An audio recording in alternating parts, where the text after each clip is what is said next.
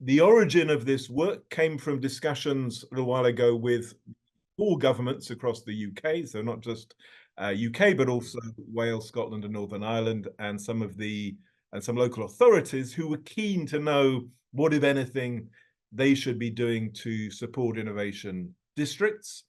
I think there was a recognition that over the last few years, there have been two rather separate policy agendas, one on used to be called levelling up, spatial inequality, regional policy, and another on innovation and R&D, but they weren't quite joined up.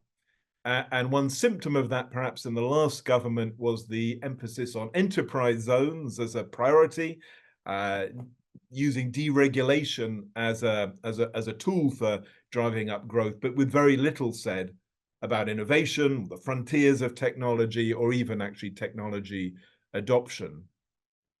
And yet, if we look around the world, these concentrations of innovative activity usually involving universities, some big companies, often municipalities, they are becoming increasingly important as drivers of growth. That's very visible in the US, very visible in China, and also across Europe. So it matters to understand what helps them succeed, what are the timescales, what can different policies do to help make the most of their potential.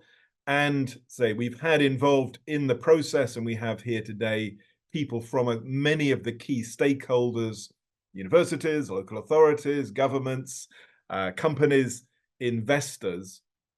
And one key lesson is they do take quite a time to fully mature, to come to fruition. So it's really important that we think long-term about what could be done for perhaps 30, perhaps 40 districts across the UK, now that growth is perhaps even more than ever the central policy concern of governments. So that's enough from me. I'll now hand over to Jeremy and Hope to give a summary of one of the reports.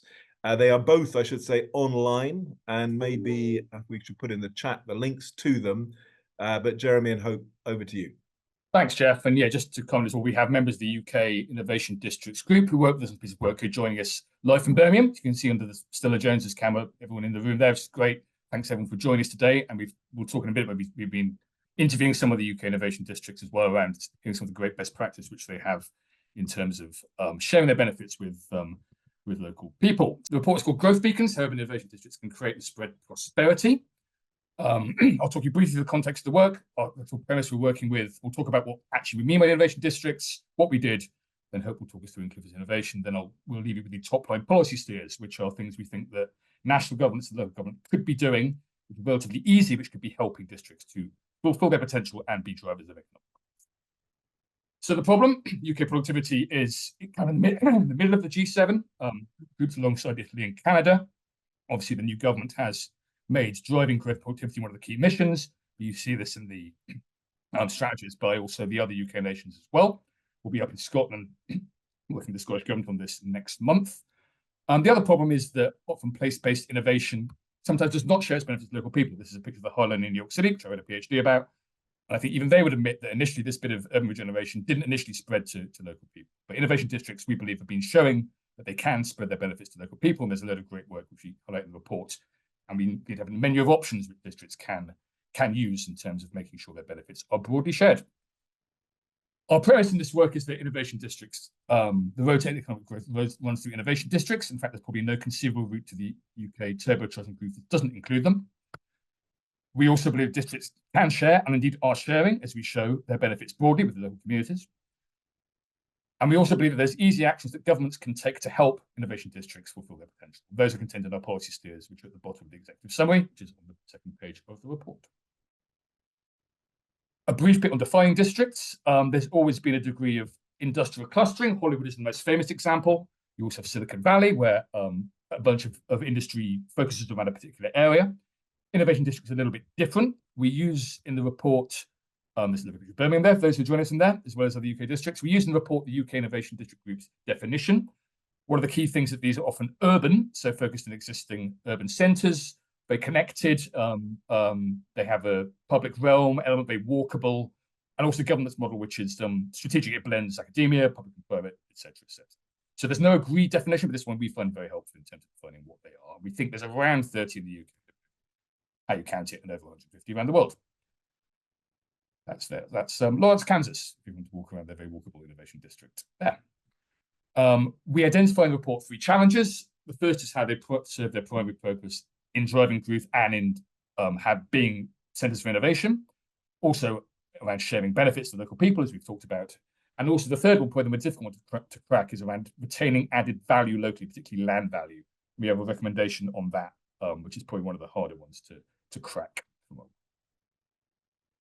So what do? We have a formal evidence review, which Dylan's going to talk to you about in a minute, which is a scan of the full academic evidence. We spoke to districts around the world, from Medellin to Melbourne to Barcelona, had roundtables, spoke to many UK districts as well, and also had the involvement of Stella and Emma and the team at the UK Innovation District Group throughout this process. I'm sure the process is plugged into what is happening on the ground. I'm going to pause briefly now and move over to Hope McGee, who will talk you through some of the inclusive innovation things that innovation districts are doing. Building on the Inclusive Innovation Commission, or UK IDG, we've already mentioned in 2021, and the analysis of the EPPI Centre, which we'll hear about later, we kind of held roundtables, international panel interviews with actors, which helped to showcase the numerous ways that districts across the UK and abroad are already engaging in this idea of inclusive innovation and putting practices into play. And with innovation as important as ever to economic development, integrating districts into the wider urban ecosystem has become vital. And this has guided our policy recommendations to follow, giving us an understanding of how governments can create an environment that supports the work districts are already doing. These are the policy areas for districts we've identified as essential to create an inclusive place-based development, including engaging young people, developing integrated talent pipelines, sharing access to physical space, as well as events, and backing this all with the right governance. And we've included examples across all the districts in the UK, and some of which and abroad, and some of which we'll share now, many of which overlap. So firstly, research in the US has identified the issue of lost Einsteins, possibly millions of bright young minds who don't reach their full potential due to a lack of early life experiences of innovation. There's therefore a need to provide early opportunities for experimentation. The Good Growth Hub, which is based in East London's Shift Innovation Districts, also provides opportunities, events and traineeships to get young people into creative industries. Meanwhile, Liverpool's Knowledge Quarter created the Future Innovators programme, which provides insight into the type of roles available within the district. These programmes also help to create the talent pipeline, which, along with coordination on training and skills programmes developed by the tenants themselves or local FE colleges, can also ensure existing residents will be able to find opportunities within the district.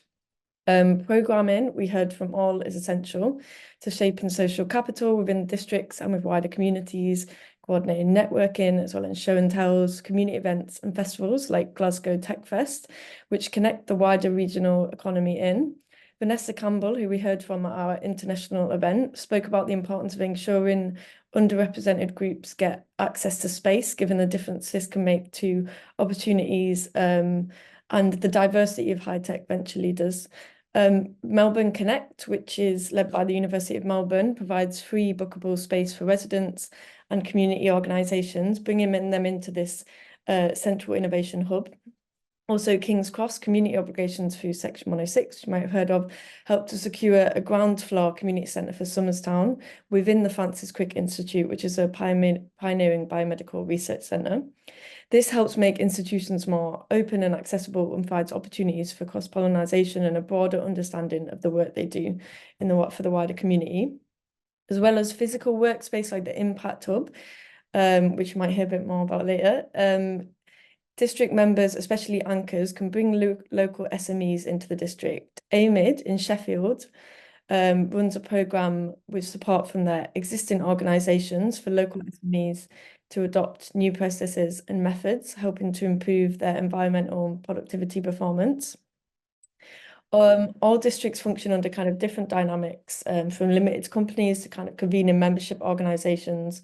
We found that a more participatory approach has often encouraged better provision of civic communities, Serving clear missions can help guide the aims of the district to have a positive social impact, and this can be written in collaboration with local authorities and businesses who hold intel on local needs, such as has been created here by the Knowledge Quarter London, whose steering committee also has participation from all the member organisations.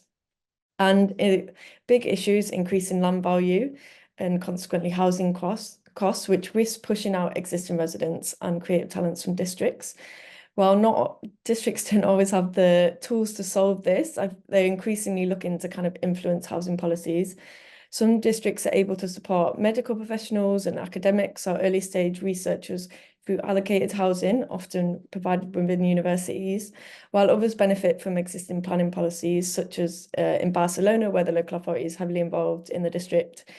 Developers are required to cede 30% of land to subsidise housing and community infrastructure.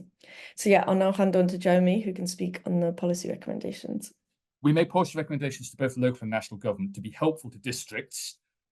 We had a session with UK IDG last month. We were maybe trying to make recommendations to districts, but we actually found that that was almost a circular process. We were hearing about best practice, then recommending it back to districts. So our report essentially shows that districts are doing a whole lot of good work, but these are things that local and national government can do to help things.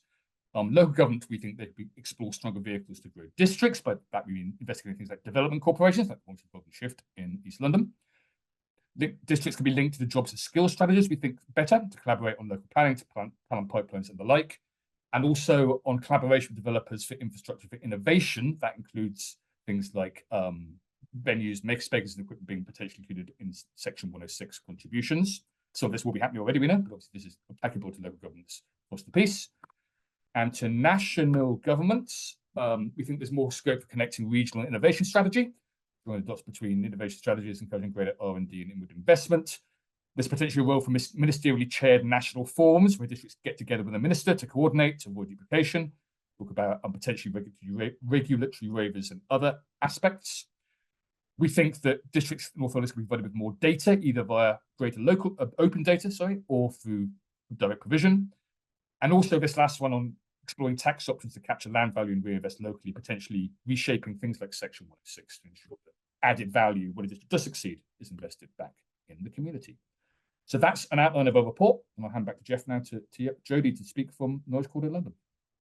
Thanks very much, and we'll dive into many of these policy issues, some of which are probably fairly novel for the UK debate, like the ones on land value gain capture, but very important in many of the big cities where a lot of the value of the creative economy and innovation is captured by landowners who may or may not have contributed anything to the value itself.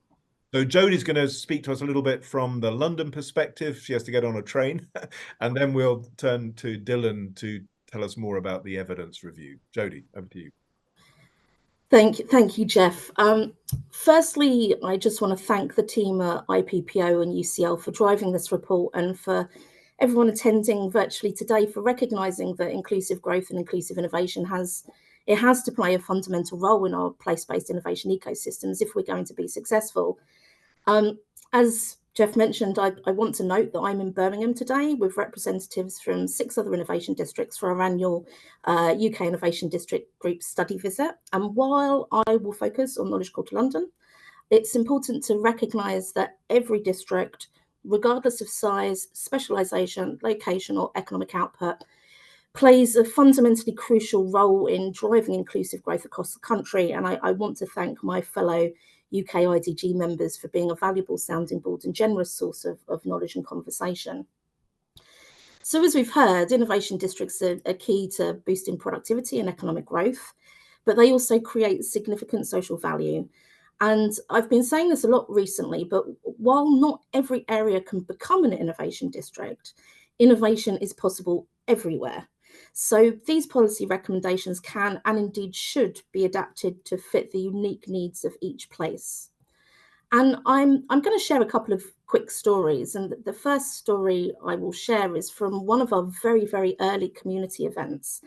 So back in 2016, the Knowledge Quarter partnered with Kneale Primary School to host a careers conference at the British Library. We invited over 200 children, terrifying audience, aged 9 and 10, from 24 Camden and Islington schools for a day of talks, workshops, Q&A sessions. And the goal really was to inspire them to start thinking about their future careers. Towards the end of the day, we did some video vox pops with the children and asked them the question, so what do you want to be when you grow up? Particularly as they spent the day with some of our members, knowing and understanding the types of roles available. And I remember very distinctly asking this question to a very young boy, so nine or 10, little London boy, a bit of an urchin, an absolutely lovely kid. And I said to him, you know, what do you want to be when you grow up? And he turned around and looked at me and said, oh, I want to be a footballer, or I want to be a basketball player, or I want to be a structural engineer. And it tickled me. And this is a really perfect example of a young person both retaining their dreams, being a footballer and a basketball player, but also now with a much wider understanding of the world of work and what his possibilities are within the area. The reason that dawned on me yesterday when I was thinking about what I was going to talk about is that it's striking that those children from 8 years ago, they're now 18 and they're entering the workforce, hopefully guided by the ambition sparked back then. But the question and shared challenge remains, how do we access data to track the long-term impact of our efforts? And perhaps the policy recommendation to improve data availability can help address this challenge. So reflecting on the key policy recommendations in the document, especially those for local government, many align with the successful initiatives that Camden and Islington councils have been implementing across the Knowledge Quarter. In 2023, we published KQ 2050 in collaboration with Camden and Islington councils, and this joint strategy for an inclusive innovation district sets out to help businesses, investors, developers and institutions understand how to work with the Knowledge Quarter, how to work with our members and how to work with the local government, specifically to secure inclusive economic growth in the area. And the vision is that by 2050, we want the Knowledge Quarter to be known and to be the best place in Europe for collaboration, innovation and research, a place that delivers inclusive opportunities for local residents, regardless of their means, to fulfil their social and economic potential within the Knowledge Quarter area. And the strategy itself sets out 3 principles, which I won't go through now, but do feel free to go and read it. And it recognises the need to balance supporting economic growth and innovation with securing solutions to the social and environmental impacts of development. And it's the framework that we use for collaboration and action towards our shared vision and achieving that balance. So tied to the KQ 2050 strategy, and indeed the report's guidance on local government collaboration with developers, I'd like to highlight our new Innovation Hub and Affordable Community Workspace. This unique model is a partnership between the Knowledge Quarter as a network, Impact Hub as a social enterprise-focused co-working provider, and British Land as a large-scale developer, guided by Camden Council's Section 106 requirements. So all of us coming together with a collective vision to advance the KQ 2050 strategy. And the space opposite Warren Street, which opened earlier this year on the British Land Regent's Place campus, offers underserved local communities affordable workspace, which will be launched at the end of this week, and tailored business support. So this is firmly rooted within the local community. We have a collective mission to support social, cultural and economic development, whilst bridging the innovation gap between science and technology and the local communities. And the Knowledge Quarter will utilise the space to connect our partners with startups and community groups directly, providing a front door to the Knowledge Quarter and in the important work that we deliver. I'm going to wrap up, but I wanted to leave everybody on the call with a bit of a challenge. And we need to kind of collectively rethink how innovation districts are governed to ensure that they're not just engines of economic growth, which is great, but also platforms for true inclusive innovation. And that means moving beyond competition-driven models and finding ways for our communities to take the lead. And that's not just in the discussions that we have, but in shaping the districts themselves. As the report emphasises, successful districts are shaped by their unique contexts and goals. Our spaces, industries and communities can look very, very different. That one-size-fits-all policies won't work. What we need to do is allow districts the flexibility to adapt, to leverage their local strengths and assets to achieve genuine and inclusive growth. And I'm really, really glad that the recommendations of the report address this crucial need. So just ending, to those attending today who are involved in the design, development and the delivery of these amazing places of innovation all across the country, thank you for your dedication and your perseverance, for the knowledge that you share, for the work that you do to make inclusive growth a reality. And I'm looking forward to continuing to move forward together, learning from one another and ensuring that innovation is accessible and impactful for everyone. So thank you. Thank you very much, Jodie. And I mean, the points you've raised are absolutely the key ones for this session and the reports. How do innovation districts not only succeed in driving, generating innovation, but then touching primary school kids, small businesses, supply chains, the whole community, so they don't become isolated pockets of amazing stuff, but detached from the wider community. So thanks. We will now hear from Dylan, who did the EPPI Centre evidence review, looking at the academic evidence on innovation districts. So Dylan, the floor is yours. Thanks very much for letting us present on our findings. So I'm presenting on behalf of colleagues, so Carol, Jessie, Catherine, Rosa and Mukdra, and we're based at the EPPI Centre, and we're a partner with IPPO, and we've been working across a number of different work streams. And so I'm going to talk about our findings from a rapid review of innovation district studies. And this was a systematic review, and in a systematic review, we tried to find as much of the relevant research to a particular research question, and then we use explicit methods to try to think through what can be reliably said about the evidence. And in this study, we aimed to map out the empirical literature on innovation districts. So we were looking for studies that used defined methods, established and named research methods to understand and evaluate self-described and researcher-identified innovation districts. And then we brought together the evidence with a focus on the economic and social impacts of innovation districts.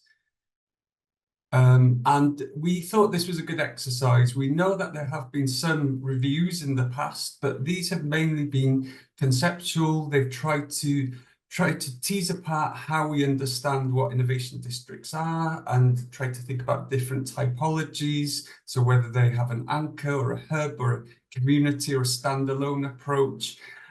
We were particularly struck by one review that integrated the concept of innovation districts with mission-orientated innovation. And that led us to think about the distinction between those districts led by social concerns and those driven by economic concerns, and the potential for bringing those together. But so the questions that were driving the review are here, and we were looking for evidence around the economic impacts, both short-term and long-term, as well as the broader social impacts and system impacts. And so we identified a number of studies. It's a burgeoning literature. We mainly identified academic studies published through journals and book chapters through the methods that we used, although we did have include some reports and working papers and other types of study where we could as well. In total, we mapped out 66 studies that drew on established research methods to understand and evaluate innovation districts, and we honed in on 55 of those that looked at the social and economic impacts. And as you can see here, the literature was mainly concentrated and actually exclusively outside the UK. We didn't include any UK studies that met our eligibility criteria. So that's a consideration when we're going through the results. We saw the literature clustered around some innovation districts as well. So we know quite a bit about some limited cases. So at 22 Barcelona, University City in Philadelphia, for example. So we've got some evidence that's quite patchy in this field. But drawing together the evidence, we saw some positive impacts in terms of the short-term economic outcomes. So we see that there is evidence that innovation districts do what we'd expect them to do. They are hubs for the creation of highly skilled jobs related to research and development. And we saw within innovation districts around 34% of roles are those linked directly to innovation itself and kind of research and development and highly skilled technological jobs. Thinking about the kind of mixture of organisations, studies were emphasised that it's not just the number of organisations, but the diversity of organisations that was an important indicator of the success of an innovation district. And we saw evidence that innovation districts were quite successful in terms of attracting small, innovative companies. So we had, based on US data, the average company size employed 23 staff. So that corresponds to a small-sized enterprise.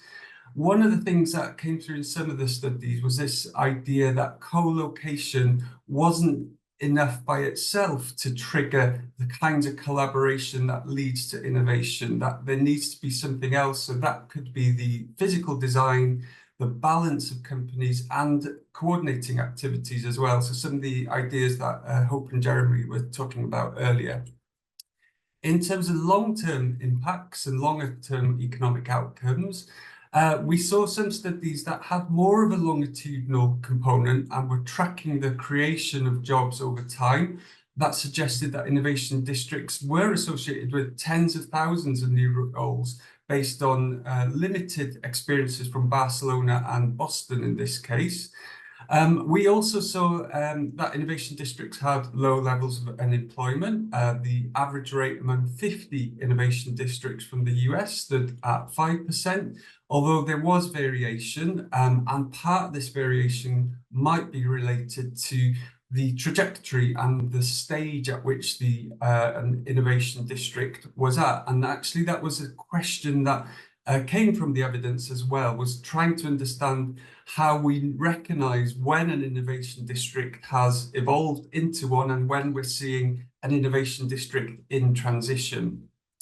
There were some concerns around the accessibility of roles for local residents. We saw some innovation districts as well being active in terms of making links with children and young people in school. So a bit like the example that we just heard, the brilliant example we just heard. But there wasn't necessarily evidence that supported how effective these activities were. So they weren't frequently evaluated, these activities. And just a couple of other points, there were some concerns by local residents as well about how an innovation district could potentially exacerbate income inequality. And these were perceptions, those were qualitative studies that had gone out and asked local residents about their perceptions. In terms of the social and more kind of broader system outcomes, there was some evidence that some innovation districts struggled to form 24-hour communities. So some evidence that they were just places of work, not places of leisure and residence as well. And there was, again, some concerns about the inequalities and potential social distance between new residents and employees and existing residents within an innovation district area, and some concerns as well around the type of engagement. And one of the things that struck out here was the contrast between the resources that developers of innovation districts have to engage with residents and the absence, the kind of mismatch between the resources that residents had to be able to enter into discussions and negotiations. So there was an interesting finding based on one study in that case. There were some strategies, though, that could help and that have been recommended. And just one final thing was that there was an issue around housing as well. Most of this was US data, so there is an issue around applicability maybe for the UK, but there was a concern that innovation districts could distort local housing markets and distort the accessibility of housing. So just in conclusion, and some limitations of this review. So this was a rapid review. We also noted that there were issues with the quality of the evidence and the studies, and obviously in terms of their applicability to the UK. So there's lots to think through around this evidence. But generally, we saw that this evidence base has lots of gaps that future researchers could address, and particularly the gap around UK studies. And two of the things that struck us as well, we thought that there's a real need for kind of guidance and parameters around what constitutes an innovation district. So how do we know when an innovation district should be treated as one? How do we know when an innovation district has matured into an innovation district, or when it's in the process of transition? And we also thought there was maybe a need for more theory as well, and trying to think through how an innovation district can trigger those wider social and economic impacts. We also saw that innovation districts appeared to trigger economic benefits, but without those strategies that were put into place to try to but we also needed to see those strategies put into place to ensure that those economic benefits diffuse to wider areas. And so some of the recommendations and examples that we've heard of this morning definitely appear to address those concerns as well. So thank you for letting us present on this, and the evidence review is available, and we can drop a link in the chat as well. Thank you. Thank you very much, Dylan, and thanks to also the rest of the EPPI team who helped on this very thorough look at the evidence. We're about to hear from Professor Kieron Flanagan. Can I just also encourage anyone on the call to follow Louise Kempton's lead, put comments and questions in the chat. She's raised issues about what should be the metrics, the evaluation going forward on the inclusivity of different district strategies. What's the role of other kinds of players, including FE colleges? And I'm sure we want to get into some of these policy questions about circulation of value, about governance, and so on. But Kieron, you've obviously observed and analysed innovation in all its forms for many years. Share with us your reflections on this whole field. Thanks, Geoff. Yeah, so I come at this, I guess, as a scholar of innovation policy and long-term, I guess, developments in thinking about the promotion and support of innovation as a driver of social and economic good. So my interest in innovation districts comes from that. It's in the if you like, the succession of ideas or the adaptation of ideas. I have done a little bit of work on innovation districts, but I wouldn't claim to be a great expert. I know there are people in the call like Louise and Pedro that are very expert in this subject. So I'll give my thoughts on the idea of an innovation district and on the report specifically. First, I'd like to really welcome the report and congratulate you on producing really a great review of the evidence, but also of the issues and of practices from examples. It's easy to list cases and examples, and there are plenty of reports that do that, but it's harder to make that useful, to actually draw out what's interesting about those cases. I think it is really timely to be turning our analytical attention to the phenomenon of innovation districts, because I think it marks a number of shifts in our thinking about the promotion of innovation. First of all, it clearly moves us away from the narrow technology transfer commercialization kind of paradigm for innovation policy that has tended, unfortunately, to dominate thinking in the UK and elsewhere since probably the 1980s. And the idea of a kind of urban mixed-use innovation districts really kind of reflects that shift. I think if you contrast it with as you do in the report, with the classic suburban or campus science park, single-use property development, that although it was a property development, has tended to be seen as an instrument of technology transfer, even though the research that's been done tends to show that there's very little evidence of technology transfer in science parks. So we've moved away from thinking of kind of places for innovation as kind of single-use science parks that are end-of-pipe solutions for technology transfer, to this idea of kind of innovation districts that might be anchored by research-performing institutions like universities, but where the anchoring mechanism is much broader and it's much more about people. And then, of course, there's a bottom-up dimension to that as well, which is also driven by people, because companies are voting with their feet. They're choosing to locate now in urban locations because that's where their people want to work. They don't want to work in suburban science park type campuses anymore. The other things that I think are very welcome in thinking around innovation districts are the kind of the recognition that innovation is both something that is globally distributed and networked, but also rooted in place, and therefore linked intrinsically to questions of placemaking, rather than kind of perhaps generic ideas about innovation, that all attempts to promote innovation should be the same. And this widely felt, widely discussed need to be inclusive in seeking to encourage those different kinds of innovation.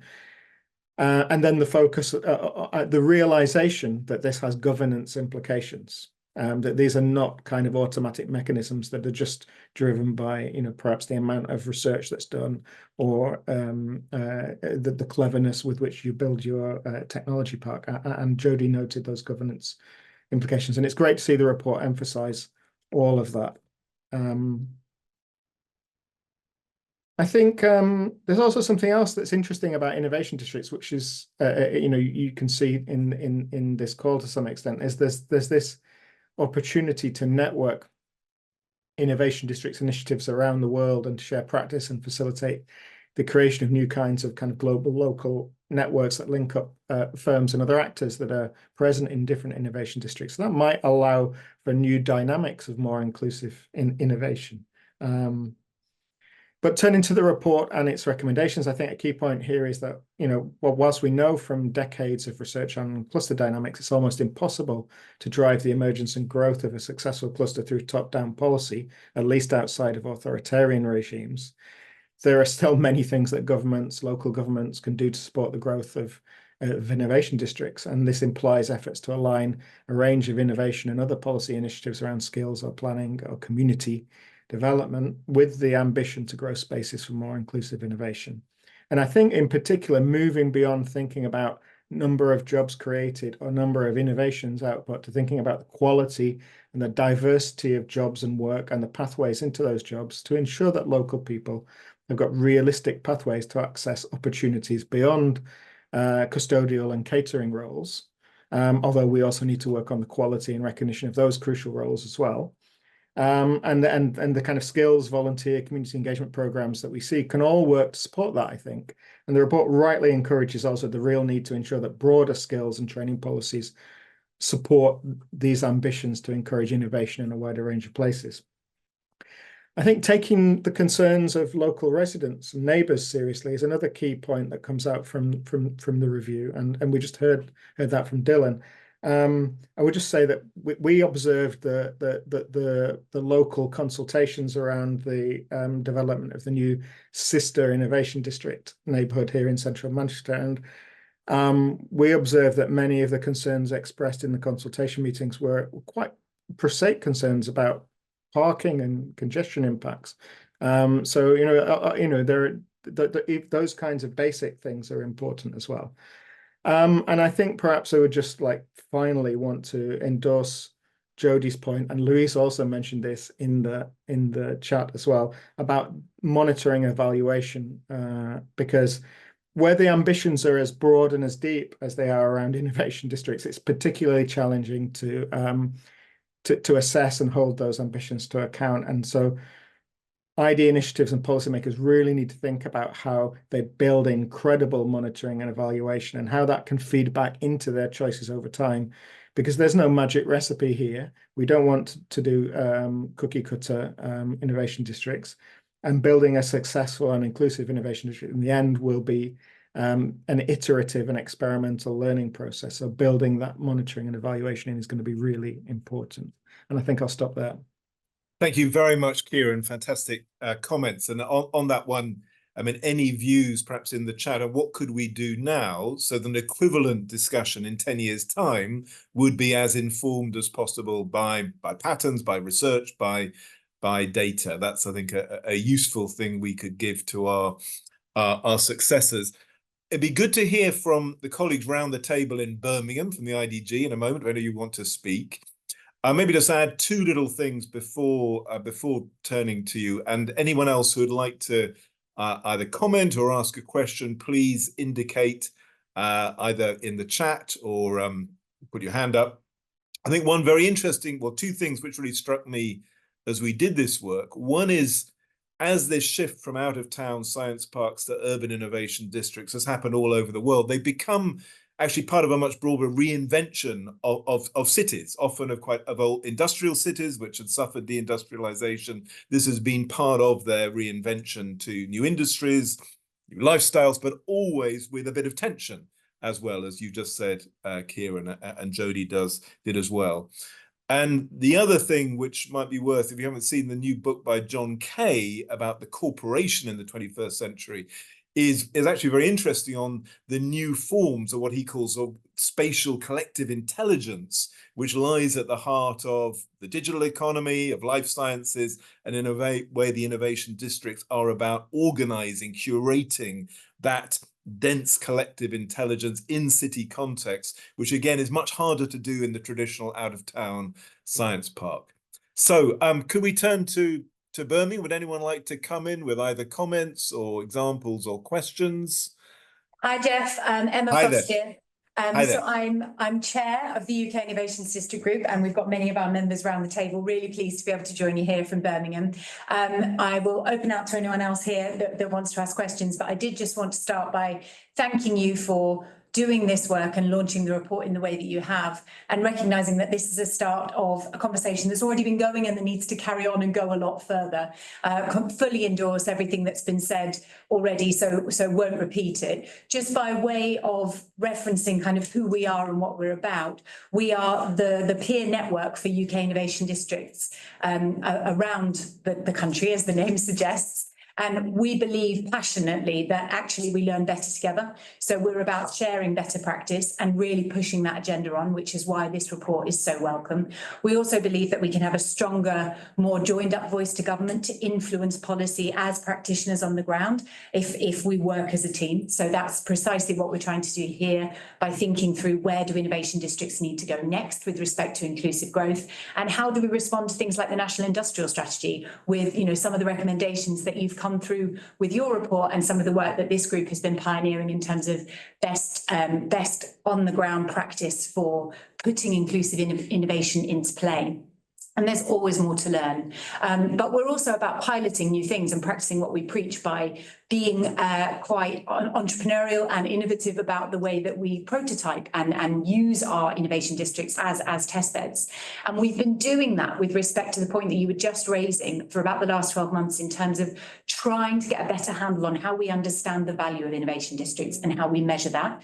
And I wouldn't claim that we've nailed it at all. In fact, one of my questions back to the group would be, a lot of this happens almost organically with a focus on the kind of the social emphasis that you raised, Geoff, around really investing in those social assets and the intentional coordination and activation activity. And while we can measure the inputs, the outcomes from that are often very, very long term and very diverse, and they are quite soft. You know, a lot of this is quite gentle, organic process, dynamic process orientated work. There's nothing wrong with that. And I think what we perhaps might need to do is find ways of celebrating and recognising that and being okay with the longitudinal activity that we need to record and measure in a variety of different ways. So perhaps a challenge for the audience that's with us today and longer term is, how do we get the right balance of what we should be attempting to measure and also in the timescales through which we measure? And before I throw that back, I would just say, for those that are interested, we have been working on an impact framework for innovation districts, as I referenced, over the last 12 months. And intentionally there, we've looked across 3 different buckets. So we have designed an impact framework with 21 different metrics, and they cover buckets that include innovation economic measures, place environmental measures and people social measures, so skills, health, well-being. That is not a catch-all, as I say, but it's at least our first step to rethink what value means for innovation districts and to get a better understanding of the value that they return to the communities they are part of. And that's a big focus for us as a group, understanding the role that innovation districts need to play as part of the communities that they are in and that they are part of. But I do think it's worth us wrestling a little bit more with that question of, can we measure everything? Should we try and measure everything? What level of acceptance might we need about the stuff that we just need to know is happening and see happening? And what sort of timescales do we need to be able to give ourselves to really assess the sorts of value returns that we're talking about? Many thanks. That's really helpful, Emma, and thanks to the IDG for being a great partner on this project. I wonder if I might turn to Tom Bentley. You just put a point in the chat, but you're on the other side of the world. You've been looking at the equivalents across Asia. A bit of a perspective from outside the UK would be great. And then maybe one or two of the people on the call who are very much are researchers, evidence experts, to answer Emma's question would be great. What should we be measuring? What will be most useful in delivering insights, perhaps in 5 or 10 years' time? So this is very much a long game. Tom, is it fair to put you on the spot, or it's probably about midnight where you are or something? It's still before 10 o'clock, so I think it's almost okay. Right. Yeah, thanks, and thanks for a great set of reports and a great discussion.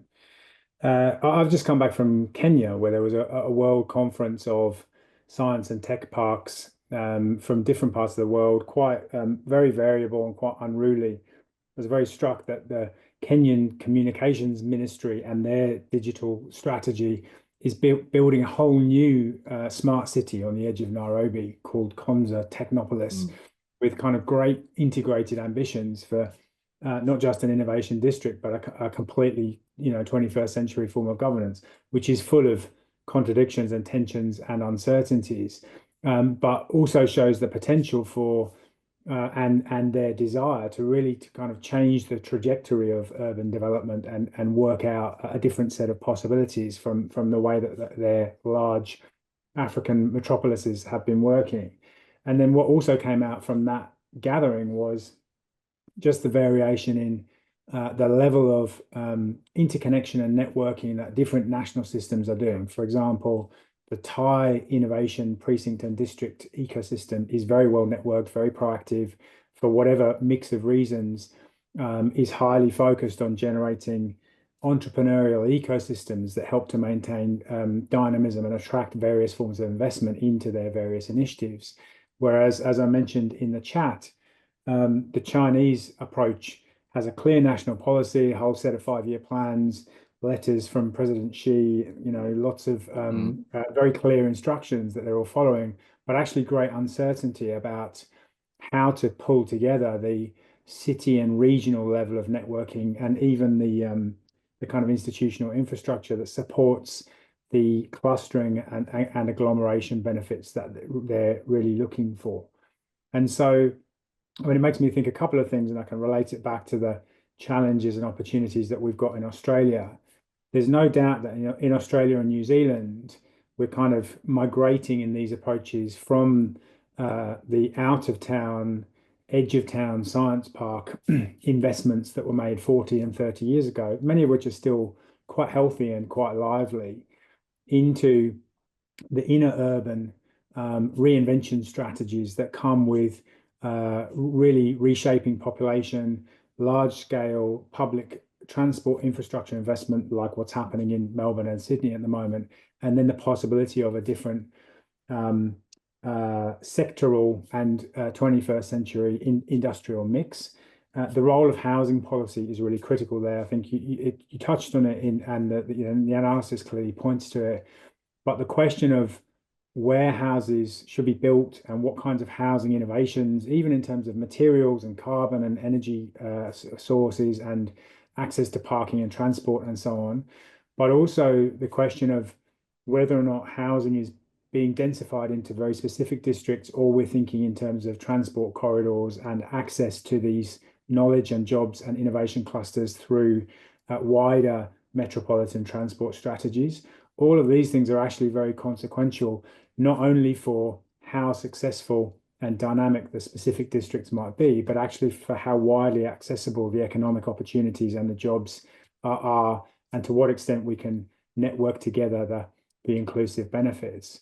And so the final note, I guess, is that we're trying to work across city, state, and national governments at the moment with the Melbourne focus to say that it really needs to be about connecting up ecosystems of players who are interested either in innovation capabilities or in large-scale access to skills for that strategic workforce provision. And I think the pressure on governments and on industry supply chains to find more affordable and deliverable ways to deliver workforce skills at scale is going to be a more and more significant factor in the evolution of many innovation districts. Thank you, Tom. That's fantastic. Very, very clear. And I think it'd be fair to say we didn't really feel we had answered many of the housing questions. I mean, they're very pressing, they're very live. Should there be, special key worker housing options?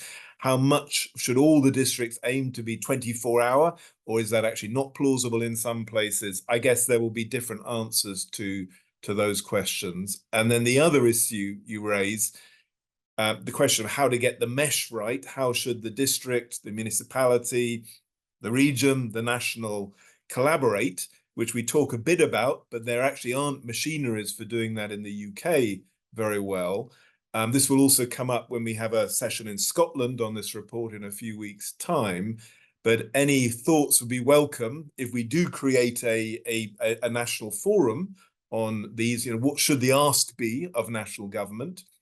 Is it about funding flows? It is about planning? Is it about new tax deals?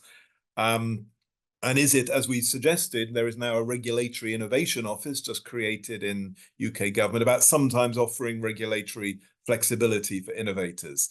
We've only got about 5 minutes left, but if anyone on the call would like to answer any of these questions, including the previous one about what to measure, this would be the time to come in. I think one of the things, I think Hope kind of picked up on it in the chat as well.